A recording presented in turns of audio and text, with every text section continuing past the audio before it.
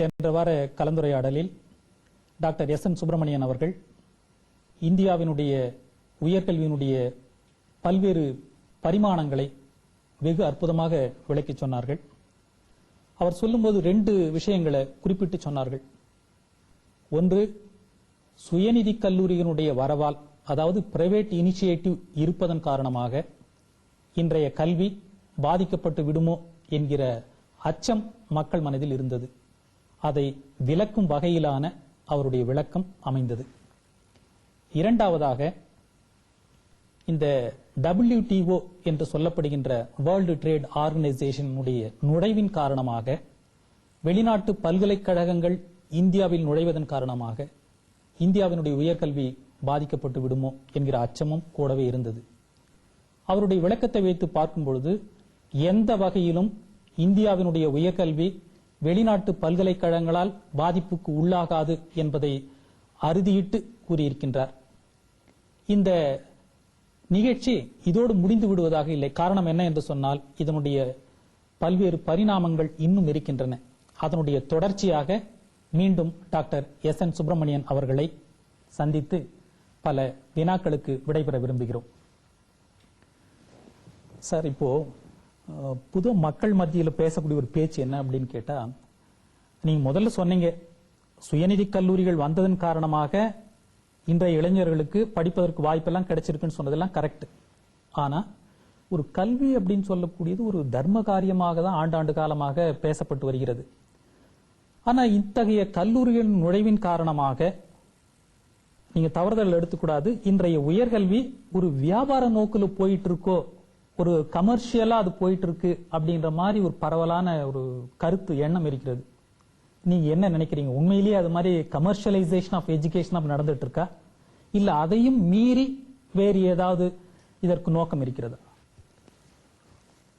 நீங்க சொல்றது பார்த்தா எங்களை எல்லாம் குற்றச்சாட்டுல கொண்டு வந்து குற்றவாளி கூண்டுல வச்சிருக்கிற மாதிரி இருக்குது. ஓகே, அது உங்களுடைய கருத்து, மக்களுடைய சில மக்களுடைய கருத்துன்னு நான் நினைக்கிறேன். எல்லா பரவலா பாத்தீங்கன்னா, இப்ப 1947ல இண்டிபெண்டன்ஸ் வாங்கினதுக்கு பிறகு வாங்கின காலத்துல எத்தனை பேர் படிச்சாங்க ஹையர் எஜுகேஷன்? இப்ப 2007ல எவ்வளவு பேர் படிக்கிறாங்க ஹையர் எஜுகேஷன் பாத்தீங்கன்னா, அந்த காலகட்டத்தில் 4 லட்சம் பேர் ஹையர் எஜுகேஷன் படிச்சாங்கன்னா அதே ஏச்சு. இப்ப பாத்தீங்கன்னா 1 கோடி பேர் ஹையர் எஜுகேஷன்ல இருக்கிறாங்க. ஸ்டாட்டிஸ்டிக்ஸ் இருக்கு. அதே மாதிரி எஜுகேஷனல் இன்ஸ்டிடியூஷன்ஸ் அப்ப பாத்தீங்கன்னா, இல்ல யூனிவர்சிட்டி எடுத்துக்கோங்க. யூனிவர்சிட்டி அந்த காலத்தில் இருந்தது 8 or 10 இருந்திருக்கலாம். இப்ப பாத்தீங்கன்னா 250 யூனிவர்சிட்டிக்கு மேல இருக்கு. உயர்கல்வி ஸ்தாபனங்கள் எல்லாமே பிரைவேட் இனிஷியேட்டிவ்னால தான் இவ்வளவு வளர்ச்சி அடைஞ்சிருக்குதுங்கிறதுல யாருமே மாறுபட்ட கருத்து சொல்ல முடியாதுங்கிறது என்னுடைய தீர்க்கமான முடிவு. இப்ப கமர்ஷியலைசேஷன்ங்கிற வேர்டு எப்படி வந்தது அப்படின்னா, நீங்க சொன்னது கரெக்ட். தார்மீகமா அந்த காலத்திலிருந்து கல்விங்கிறது ஒரு கமாடிட்டி கிடையாது. It is a free education கொடுக்கணுங்கிறதுல நம்ம இந்தியால ரொம்ப கருத்து இருந்துட்டு இருக்கு. ஆனா அந்த காலத்துல கூட, குருகுலத்துல போய் படிச்ச காலத்துல கூட குருதட்சணைன்னு ஒண்ணு கொடுத்தாங்க. குருமார்களே குருதட்சணை எங்க? இப்ப பாத்தீங்கன்னா அர்ஜுனனுக்கு சொல்லிக் கொடுத்த துரோணாச்சாரியர் என்ன பண்ணாரு மகாபாரதத்துல நீங்க படிச்சீங்கன்னா, ஏகலைவன் அர்ஜுனனுக்கு போட்டியா வந்துருவேன்ட்டு உன்னுடைய கட்டவரலை வெட்டி கொடுனாரு குருதட்சணை. அவனுக்கு வேற கொடுக்கறதுக்கு இல்ல, அவங்க கிட்ட ஏழ்மையில் இருக்கிறான். அதனால கட்டவரலை வெட்டி கொடுன்னு அந்த காலத்திலேயே பணம் வாங்கிட்டு சொல்லி கொடுத்துருக்காங்க, இல்லன்னு சொல்ல முடியாது. பட் நம்ம என்னென்ன காலகாலமா எஜுகேஷனை ஒரு வியாபார பொருள் ஆக்கக்கூடாதுங்கிறதுல யாருக்குமே மாறுபட்ட கருத்து இருந்ததில்லை, எங்களுக்கும் கிடையாது. இப்ப எஜுகேஷன் இனிஷியேட்டிவ் வந்ததுக்கு காரணமே கவர்மெண்டே எல்லாம் பண்ண முடியாது, பிரைவேட் இனிஷியேட்டிவ் இருந்தா தான் ஆப்பர்ச்சுனிட்டிஸ் கிடைக்கும், எல்லா தர மக்களுக்கும் நாம எஜுகேஷன் கொடுக்க முடியுங்கிறதுனாலதான் பிரைவேட் இனிஷியேட்டிவ் இந்த 2 டிகேட்ல வளர்த்துனாங்க, கவர்மெண்ட் ஆதரிச்சது, எல்லாம் விட்டாங்க. இப்ப நீங்க பாத்தீங்கன்னா கவர்மெண்ட் காலேஜ் இருக்குது. கவர்மெண்ட் காலேஜில் எல்லாமே லேண்ட் ஆகட்டும், இன்ஃப்ராஸ்ட்ரக்சர், பில்டிங், ஸ்டாஃப் கொடுக்கிற சேலரி, ஃபேக்கல்டிக்கு கொடுக்கிற சேலரி அத்தனையுமே கவர்மெண்ட் பான் பண்ணுது. வேற இப்ப செல்ஃப் பைனான்சிங் காலேஜில் எல்லாமே லேண்ட் வாங்குறதுல இருந்து பில்டிங் கட்டுறது, இன்ஃப்ராஸ்ட்ரக்சரல் டெவலப்மெண்ட் பண்றது, ஸ்டாஃப் கொடுக்கிற சேலரி, கவர்மெண்ட் கட்டுற ஃபீஸ், அப்ளிகேஷனுக்கு யூனிவர்சிட்டிஸ் கட்டுற ஃபீஸ், இன்னும் என்னென்ன ஃபீஸ் இருக்கோ அத்தனையுமே செல்ஃப் பைனான்சிங் காலேஜுக்காரங்க தான் பேர் பண்ணணும். அது எங்கிருந்து வரும்?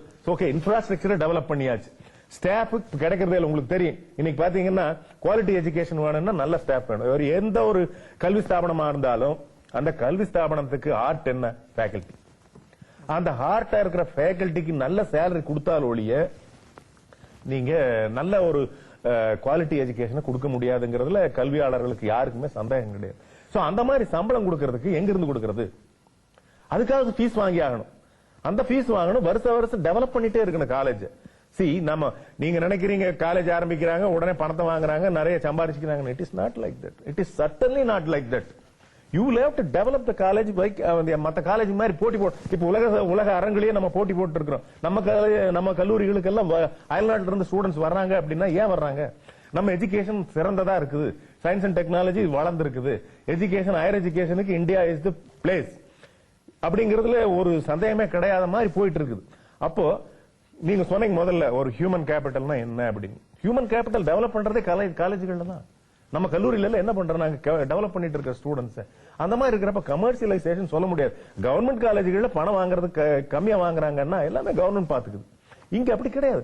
You late depend on at least staff கொடுக்குற சேலரியாவது பையன்கிட்ட வாங்கி கொடுக்கணும்ல. இப்ப பிஹெச்டி முடிச்சா என்ன தெரியுங்களா சம்பளம்? உங்களுக்கு தெரிஞ்சிருக்கு. நீங்களும் பிஹெச்டி முடிச்சிருக்கீங்க. அப்கோர்ஸ் நீங்க கவர்மெண்ட் சர்வெண்ட், அதனால உங்களுக்கு தெரிஞ்சிருக்காது. பிரைவேட், நான் இன்னைக்கு ஒரு கம்ப்யூட்டர் சயின்ஸ்ல ஒரு காலேஜ்ல ஒரு ப்ரொஃபஸரை போடணும், 1 லட்சம் ரூபாய் கொடுக்கணும். Can you believe this? That is the demand. Because பாத்தீங்கன்னா பிஹெச்டி நிறைய ப்ரொடியூஸ் பண்ண முடியல, அதனால நாங்க கொடுக்க வேண்டிய நிர்பந்தத்துக்கு ஆளாயிட்டோம்.